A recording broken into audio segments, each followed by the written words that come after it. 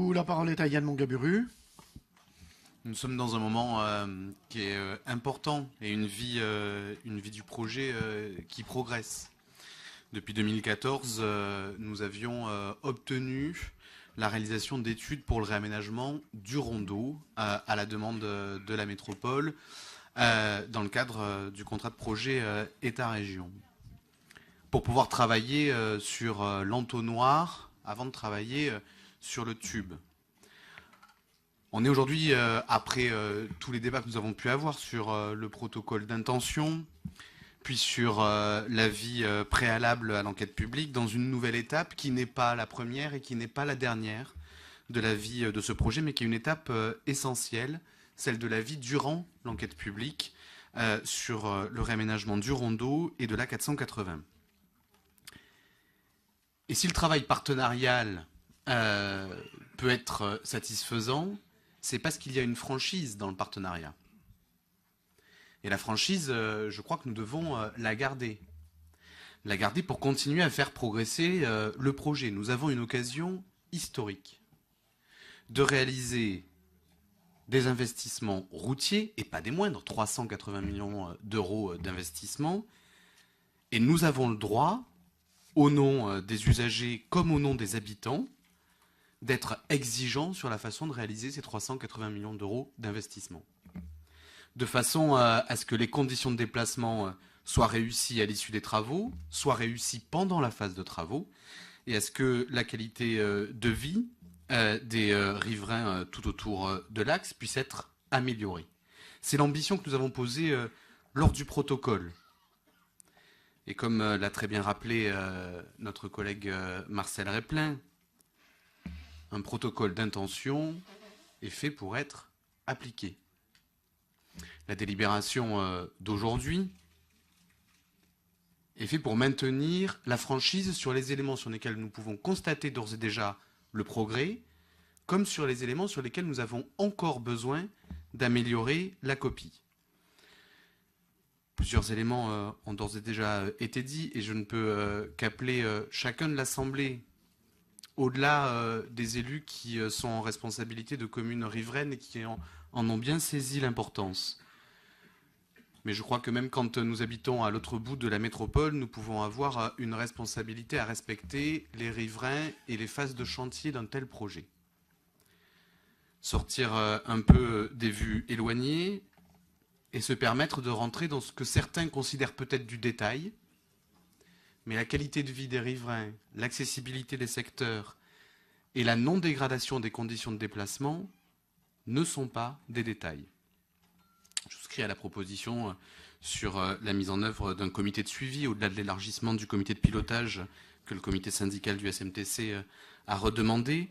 Je voudrais attirer l'attention sur les éléments de réserve que le syndicat mixte des transports en commun a exprimé par sa délibération. Ces éléments de réserve, ils visent à rentrer dans l'opérationnalité. Et si nous pouvons les exprimer et les préciser, c'est bien parce que depuis des mois et depuis le vote du protocole d'intention, le travail partenarial s'est poursuivi. Et qu'au vu du partenariat, l'opérationnalité de nos réserves est attendue. Attendue parce que les maîtres d'ouvrage ou le maître d'ouvrage a besoin de savoir sur quels éléments les collectivités attendent des améliorations. Il a besoin de le savoir clairement, de façon à ce que le projet puisse être amélioré. Je ne reviens pas sur les éléments concernant la ligne Chrono 6 et le tram C qui ont été déjà âprement discutés par les collègues. Je voudrais insister sur la nécessité que, avant même que le chantier commence, nous ayons les garanties pour ne pas dégrader les conditions en termes d'accessibilité en transport en commun. Nous ne pouvons pas, pendant une phase de chantier, nous permettre d'avoir une diminution de fait du flux automobile possible, ce que la phase de chantier nécessitera, et d'avoir simultanément une dégradation sur les transports en commun. Et c'est notamment pour cet objet-là qu'il nous faut travailler avant la phase de chantier sur l'ouverture de la bande d'arrêt d'urgence aux transports en commun. Je pense notamment au Grand Sud de l'Isère, avec des lignes majeures en termes de transports en commun pour l'accessibilité du cœur métropolitain. Je pense à la ligne 17, la ligne actuelle 17 ou à la ligne 4500 du département de l'Isère, qui en l'état ne pourraient plus rentrer dans le cœur de la métropole. Et nous avons travaillé avec les maîtres d'ouvrage sur un début de proposition à travers la réalisation d'une VRTC sur la bande d'arrêt d'urgence. C'est à portée de main à la condition que les élus et notre noble assemblée aient cette clarté et cette exigence à l'égard des maîtres d'ouvrage. C'est le même objet sur la question du verrou nord, où je souscris aux propos qui ont été portés par les uns et les autres sur le besoin que ce verrou ait une réalité physique et pas seulement réglementaire ou juridique. Cet élément a déjà été porté dans les délibérations précédentes. Il s'agit de le confirmer dans la délibération actuelle en renforçant la pertinence de voies pour les véhicules à occupation multiple, dont nous souhaitons la réalisation sur l'axe A48 avant la phase de chantier et dont nous souhaitons que les études puissent avancer en lien avec le maître d'ouvrage sur les autres branches autoroutières d'accès à l'agglomération grenobloise, comme la collègue Gerbier l'a déjà indiqué. Un regret fort, même si nous avons entendu que les études vont être lancées au cours du mois de janvier, c'est la non-réalisation préalable des études sur le 70 km/h qui faisait pourtant partie du protocole d'intention que nous avions délibéré.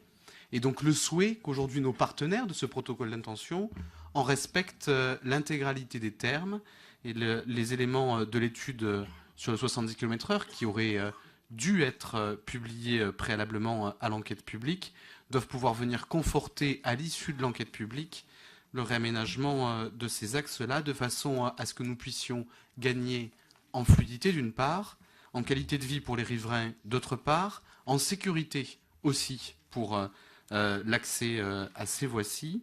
Il ne s'agit pas de diminuer notre ambition aujourd'hui. Il y a à peu près 380 millions de façons de réaliser 380 millions d'euros d'investissement. Je crois que c'est tout l'honneur des élus locaux que d'être exigeants sur la façon de les réaliser, d'être franc dans un partenariat, et être franc aujourd'hui, c'est exprimer les réserves de façon à ce que les maîtres d'ouvrage puissent améliorer encore la copie.